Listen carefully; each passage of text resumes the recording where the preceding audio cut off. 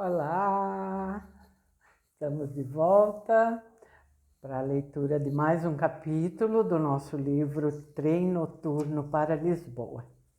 Deixe nos comentários se vocês estão gostando do tema, de como o autor desenrola a história, tá bom? É importante para mim saber, tá? Se eu estou lendo assim, gostoso para vocês ouvirem, tá? Digam para mim se está legal, tá bom? Porque aí qualquer coisa a gente vai procurando melhorar, né? Tá? Então vamos lá, capítulo 5. O impacto das recordações o pegou desprevenido. Ele não esquecera que aquilo tinha sido a sua primeira estação, a sua primeira chegada a uma cidade nova. Naturalmente, ele não se esquecera daquilo, mas não contara com a possibilidade de voltar para ali e de que tudo seria como se o tempo não tivesse passado. As vigas verdes de ferro e os tubos vermelhos, os arcos redondos, o telhado transparente.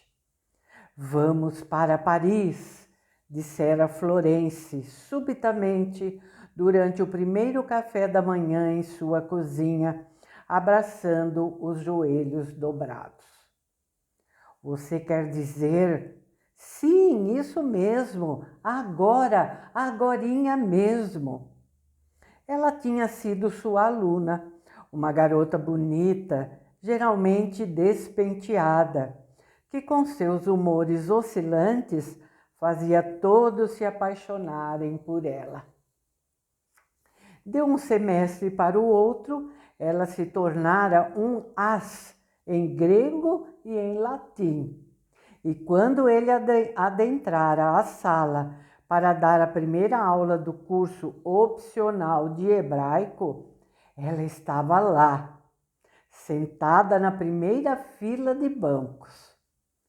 Mas nem em sonhos Gregório teria imaginado que aquilo poderia ter alguma coisa a ver com ele. Vieram os exames finais e mais um ano se passou, até eles se encontrarem na cantina da universidade, ficando ali sentados até serem expulsos. Mas você é mesmo um cegueta, ela lhe dissera ao tirar-lhe os óculos. Nunca percebeu nada. E, no entanto, todos sabiam. Todos. Certo? Ele fazia mesmo o tipo de pessoa que não percebia nada. Alguém que se achava tão insignificante que nem acreditava que alguém poderia nutrir algum sentimento forte em relação a ele. Pensou Gregório agora, dentro do táxi, a caminho da Gare Montparnasse. No tocante a Florence, ele tivera razão. Seus sentimentos nunca foram realmente para mim, dissera-lhe ao final do casamento de 5 anos. Foram as únicas palavras acusadoras que ele pronunciara durante todo aquele tempo. Eles tinham ardido como fogo e era como se tudo se desfizesse em cinzas. Ela olhara para o chão. Apesar de tudo, ele esperava alguma palavra contrária, mas não veio nenhuma. La Coupole.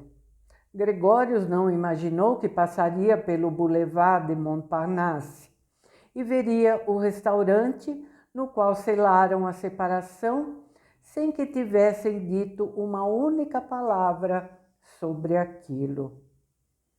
Pediu ao motorista que parasse e observou, durante algum tempo, o toldo vermelho com as inscrições amarelas e as 3 estrelas à esquerda e à direita. para Florence, uma doutoranda, o convite para participar de uma conferência de línguas românicas fora uma honra especial. Ao telefone, sua voz soara tão excitada, quase histérica, que ele hesitara em ir buscá-la no fim de semana, conforme o combinado.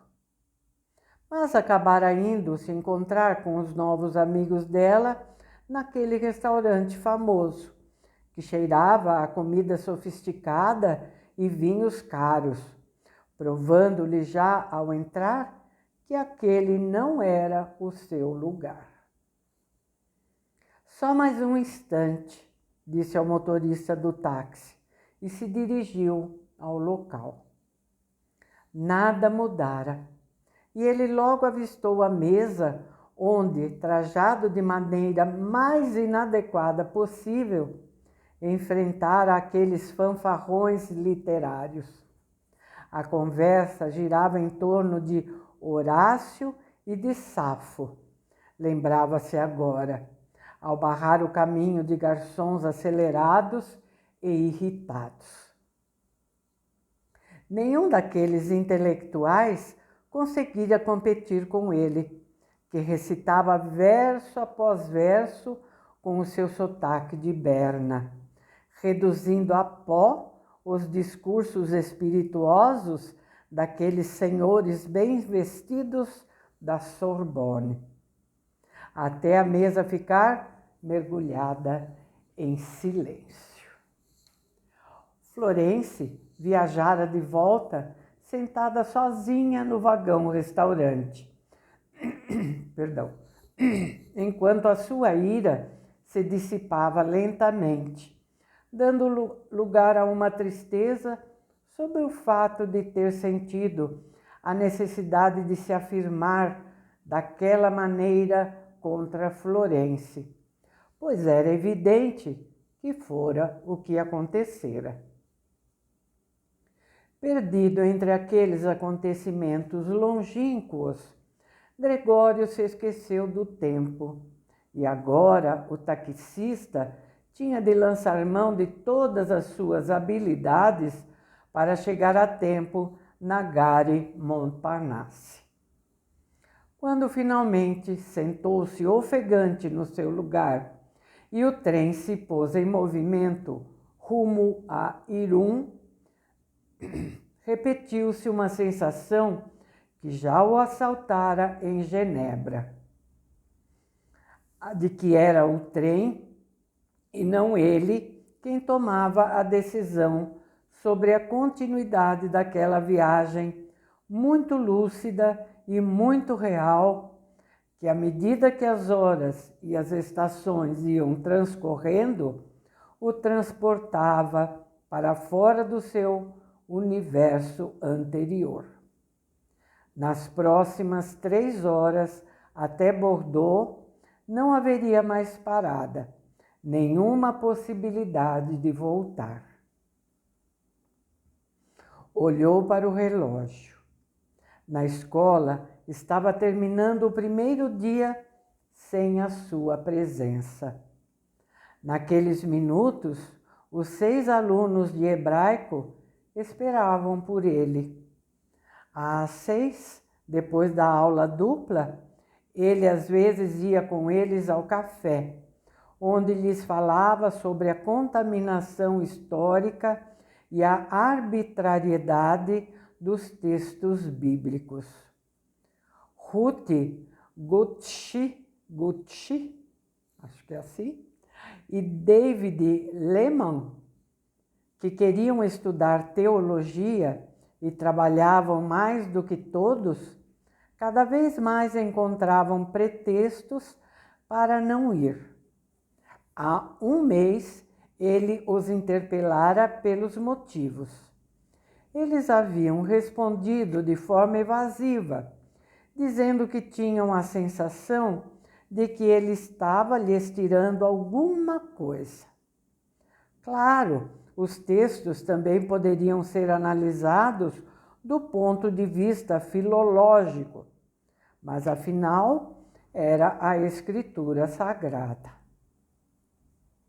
De olhos fechados, Gregórios recomendou ao diretor contratar uma estudante de teologia para a aula de hebraico, uma ex-aluna sua.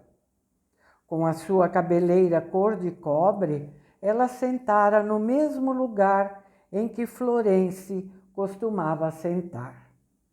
Mas a sua esperança de que aquilo não fosse um acaso, não se cumpriu. Por alguns instantes, um vazio completo se instalou na sua cabeça. Em seguida, Gregórios viu o rosto da portuguesa surgir pálido, quase transparente, por trás da toalha.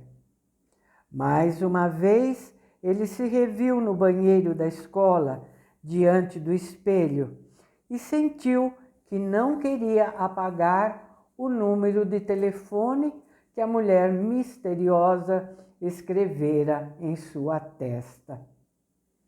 Mais uma vez, ele se viu levantando da sua mesa, pegando o sobretudo úmido no gancho e saindo da sala. Português.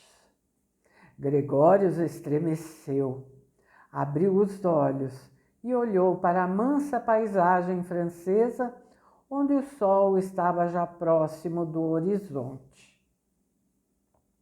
Aquela palavra que tinha sido como uma melodia, perdendo-se como em um sonho, já não tinha mais o mesmo som. Ele tentou resgatar o som enfeitiçado daquela voz, mas tudo o que conseguiu reter foi um eco fraco, e o esforço inócuo apenas reforçou a sensação de que a palavra preciosa, alicerce de toda aquela viagem louca, escorregava entre seus dedos. E nem adiantava saber exatamente como a narradora pronunciara a palavra no disco com o curso de línguas. Ele foi ao toalete e lavou longamente o rosto com a água que tinha gosto de cloro. De volta ao seu lugar, tirou o livro do nobre português da bagagem e começou a traduzir o trecho seguinte. No início foi uma espécie de fuga, a tentativa desesperada de continuar acreditando na viagem, apesar daquele susto. Mas bastou ler a primeira frase para se sentir novamente tão cativado pelo texto como na noite anterior em casa. Aí vai o trecho que ele traduziu. Nobreza silenciosa. É um engodo achar que os momentos decisivos de uma vida, em que seus rumos habituais mudam para sempre, sejam necessariamente acompanhados de uma dramaticidade ruidosa e estridente, acompanhada de grandes surtos. Esta é uma imagem batida, inventada por jornalistas bêbados, diretores de cinema, ávidos por flashes, e escritores cuja cabeça é a imagem e semelhança dos pasquins de terceira categoria. Na verdade, a dramaticidade de uma experiência decisiva para a vida é de uma natureza inacreditavelmente silenciosa. Ela tem tão poucas afinidades com a explosão, a labareda e a eclosão vulcânica, que muitas vezes nem é percebida no momento em que acontece. Quando desenvolve seu efeito revolucionário e mergulha toda a vida numa luz totalmente nova, ganhando uma melodia completamente original, nova, ela o faz sem alarde. E é nessa falta de alarde que reside sua nobreza especial. De tempos em tempos, Gregório erguia os olhos do texto e olhava para o ocidente. Pareceu-lhe que dava para imaginar o mar no que restava da luminosidade do crepúsculo. Ele pôs o dicionário de lado e cerrou os olhos. Se ao menos eu pudesse ver o mar mais uma vez, dissera sua mãe, meio ano antes de morrer, quando sentira seu fim se aproximando. Mas nós não temos dinheiro para isso. Qual é o banco que me concede um crédito? Escutou a voz do pai. E ainda por cima para isso. Gregório desaprovava aquela resignação passiva. Depois, quando ainda era aluno do colégio de Kinchesfeld, fizera algo que o surpreendera de tal maneira que mais tarde nunca conseguiu se desvencilhar da sensação de que aquilo talvez nem houvesse acontecido de verdade. Foi no final de março, primeiro dia da primavera. As pessoas andavam com o sobretudo pendurado no braço e uma suave lufada de ar entrava pelas janelas abertas do anexo.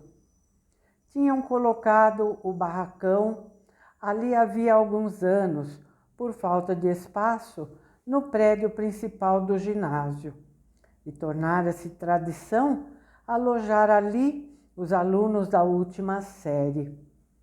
Portanto, a mudança para o barracão era como o primeiro passo do exame final.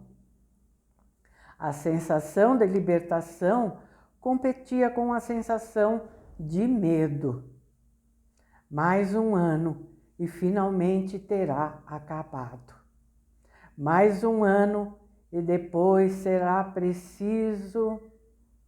Esses sentimentos conflitantes se expressavam na maneira como os alunos caminhavam até o barracão, com ar indiferente e, ao mesmo tempo, assustado. Ainda agora, 40 anos mais tarde, no trem para Irún, Gregório teve a mesma sensação física. A primeira aula da tarde era de grego. O professor era o diretor, o antecessor de Cade. Ele tinha a mais primorosa caligrafia grega que se podia imaginar.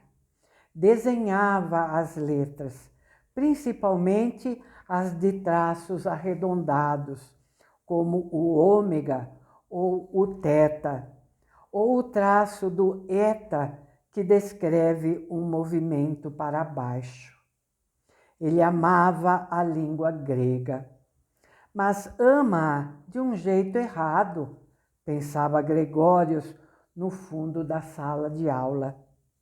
A sua maneira de amar era vaidosa, não pelo fato de celebrar as palavras.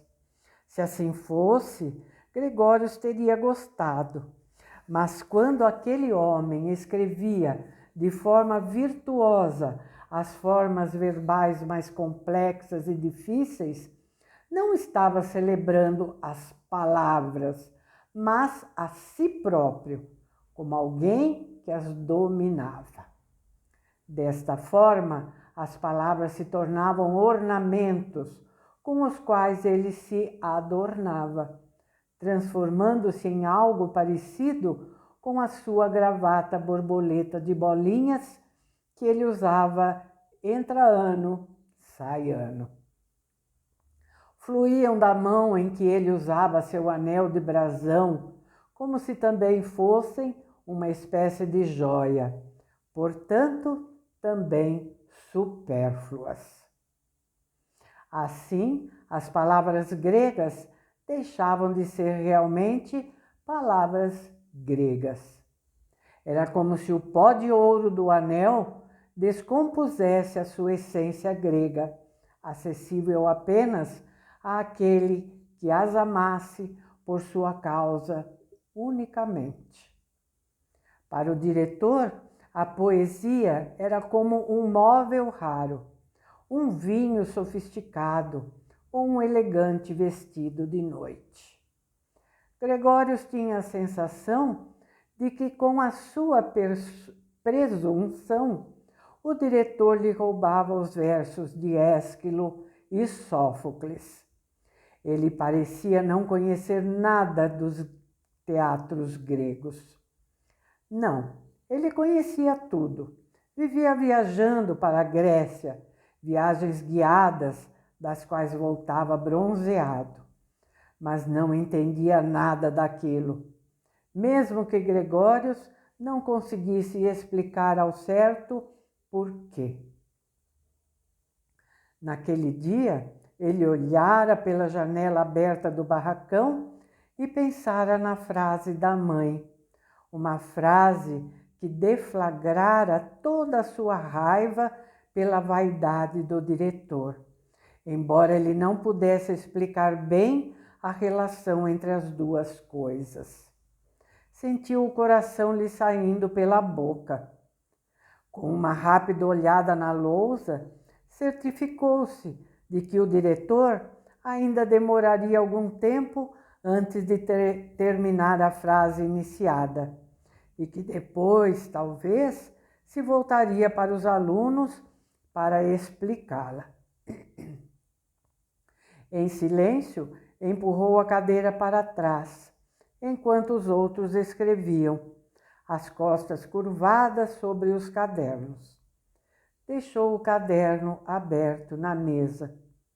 Com a tensa lentidão de quem prepara um ataque surpresa, deu 2 passos até a janela aberta. Sentou-se no parapeito, passou as pernas para o outro lado e saiu.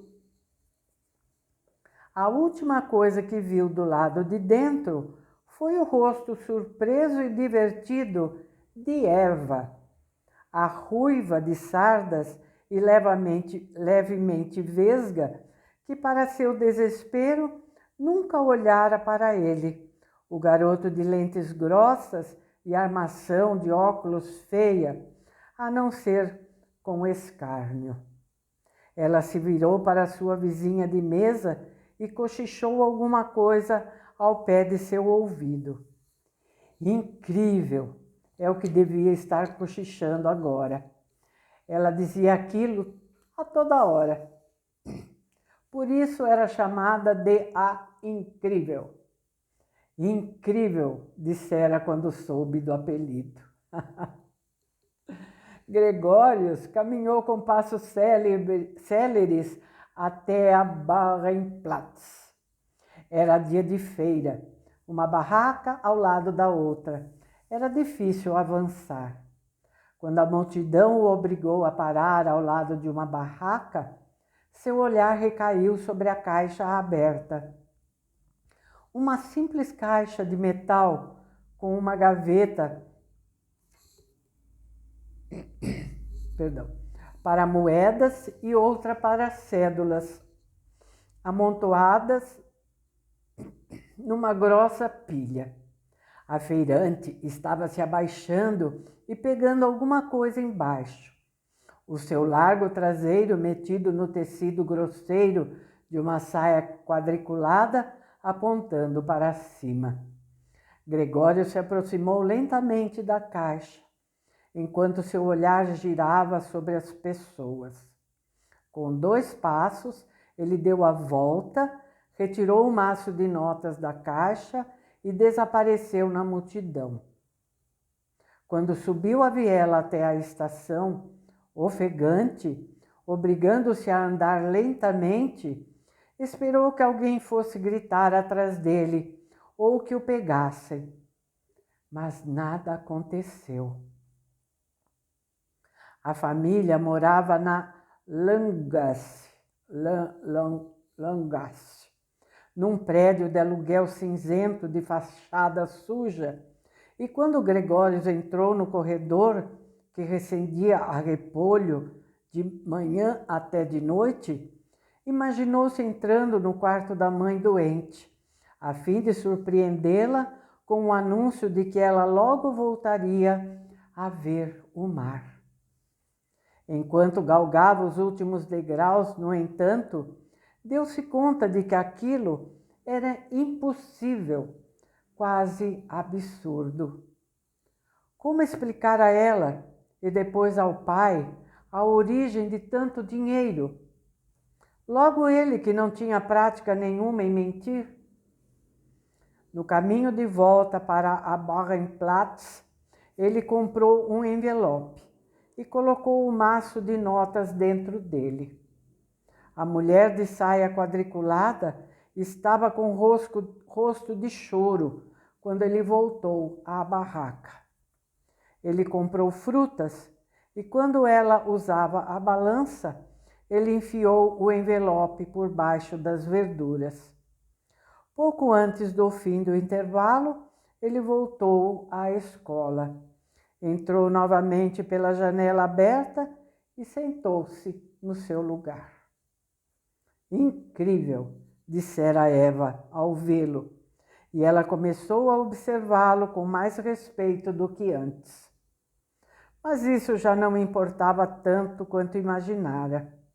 O mais importante era que a descoberta acerca de si mesmo, que fizera durante a hora passada, não lhe causou nenhum horror, mas apenas um grande espanto, que permaneceu por algumas semanas. O trem deixou a estação de Bordeaux rumo a Biarritz. Lá fora escurecera totalmente, e Gregório via o seu rosto refletido no vidro da janela. O que teria acontecido com ele se aquele que tirou o dinheiro da caixa tivesse comandado a sua vida no lugar daquele outro que começou a amar tanto as antigas palavras silenciosas que lhes deu prerrogativa sobre todo o resto? O que tinham em comum aquele rompimento e o atual? Será que tinham mesmo algo em comum? Gregório pegou o livro de Prado e procurou até encontrar aquela anotação lacônica que o livreiro da livraria espanhola na Richensgraben traduzira para ele. Se é verdade que apenas podemos viver uma pequena parte daquilo que há dentro de nós, o que acontece com todo o resto? Em Biarritz entraram um homem e uma mulher que pararam na frente dos assentos diante de Gregório e discutiram sobre os assentos que haviam reservado. 28. Demorou um pouco até Gregório identificar aqueles sons que se repetiam e confirmou a suspeita. 28. Ele se concentrou então naquilo que diziam. De vez em quando conseguia identificar uma palavra, mas eram poucas. Na manhã do dia seguinte, ele saltaria numa cidade onde a maior parte daquilo que as pessoas diziam seria para ele ininteligível. Ele pensou na Bubenbergplatz, na Barrenplatz, na Bundesterrasse, na ponte de Kinchersfeld. Já estava totalmente escuro do lado de fora. Gregório apalpou os bolsos para se certificar de que estava com dinheiro, o cartão de crédito e os óculos sobressalentes. Estava com medo. O trem entrou na estação de Hendaye. na fronteira francesa. O vagão se esvaziou. Quando os portugueses perceberam, assustaram-se e quiseram pegar a bagagem. Isto ainda não é Irum, disse Gregórios. Era uma frase do curso de língua. Só o nome da localidade era outro. Os portugueses hesitaram por causa da sua pronúncia desajeitada e da lentidão com a qual ele desfilou as palavras.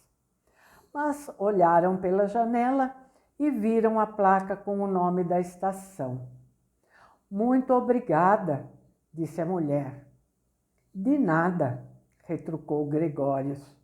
Os portugueses retomaram seus assentos e o trem partiu. Gregório nunca mais iria se esquecer dessa cena. Foram suas primeiras palavras portuguesas no mundo real e tiveram efeito. Ele ainda era uma criança e achava misterioso como as palavras podiam ter efeito, como podiam fazer alguém se mexer, rir ou chorar. E nunca mais deixaria de ficar impressionado com isso. Como as palavras conseguiam aquilo.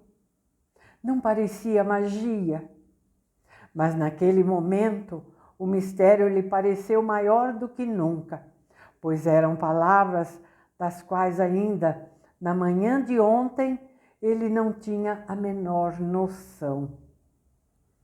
Quando, alguns minutos depois, ele pisou na estação de Irum, seu medo tinha passado e ele se dirigiu com passos firmes até o vagão-leito.